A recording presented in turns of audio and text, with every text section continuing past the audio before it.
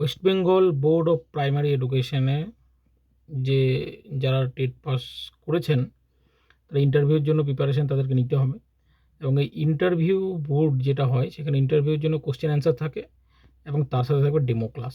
এই দুটো মিলে ইন্টারভিউ প্রক্রিয়াটা সম্পূর্ণ হবে, তারপর কিন্তু রিক্রুটমেন্টের জন্য মেরিট লিস্টটা তৈরি হবে। এই যে প্রাইমারি টেট ইন্টারভিউর জন্য যেসব টপিকগুলোর ওপর প্রস্তুতি নিতে হবে বলে আমার মনে হয়, বিশেষ করে যেগুলো ইম্পর্ট্যান্ট, তার অন্যান্য প্রচুর জিনিস রয়েছে, তার মধ্যে সবথেকে ১ নম্বর যেটা গুরুত্বপূর্ণ জিনিস সেটা হচ্ছে যে প্রাইমারি টেটের সিলেবাস। প্রাইমারি টেটের যে সিলেবাসটি আমাদের কাছে রয়েছে, বোর্ড কর্তৃক দেওয়া যে সিলেবাস রয়েছে, CTP, language 1, language 2, math, EVS, সেই সিলেবাসের প্রত্যেকটা টপিক এবং সাব টপিক খুব ডিটেলস পড়ে রাখবেন।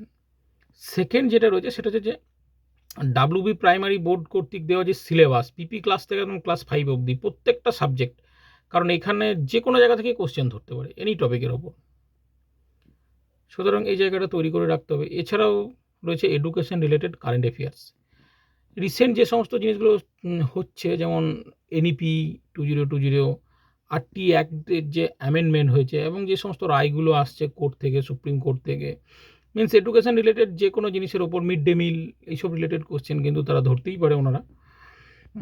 এছাড়াও এবার যেটা রয়েছে যে যখন ডেমো হবে সেই সময় যেটা দেখা হবে সবথেকে প্রথম হচ্ছে your teaching skill, your presentation skill. এই টিচিং স্কিল বা প্রেজেন্টেশন স্কিলটা তখনই সুন্দর হবে যখন কি হবে, আপনার ভয়েস এবং আপনার বোর্ড ওয়ার্ক, আপনার টিএলএম এর ব্যবহার এবং ক্লাসরুম ইন্টারাকশন ও স্টুডেন্ট পার্টিসিপেশন, এইগুলো সর্বোৎকৃষ্টভাবে সর্বোচ্চ মাত্রায় থাকবে, তবেই কিন্তু একটা ক্লাস যথেষ্টভাবে সফল হয়। সুতরাং এই জিনিসগুলোর ওপর একটু প্র্যাকটিস করতে হবে বাড়িতেই। বোর্ড ওয়ার্ক পরিষ্কার পরিচ্ছন্নভাবে করতে হবে যাতে শেষ বেঞ্চ থেকে স্টুডেন্ট বুঝতে পারে। একদম ছোট লেখার ত্যাগ করতে হবে, কারণ ছোটো ছোটো লেখাগুলো হচ্ছে বোর্ড ওয়ার্কের সবথেকে নেগেটিভ দিক। এছাড়াও ভয়েস স্টিমুলাস ভেরিয়েশন, মিন্স কখন গম্ভীর গলায় কথা বলতে হবে, কখন একটু স্লো ভয়েসে কথা বলতে হবে, এই ব্যাপারটা একটু দেখতে হবে।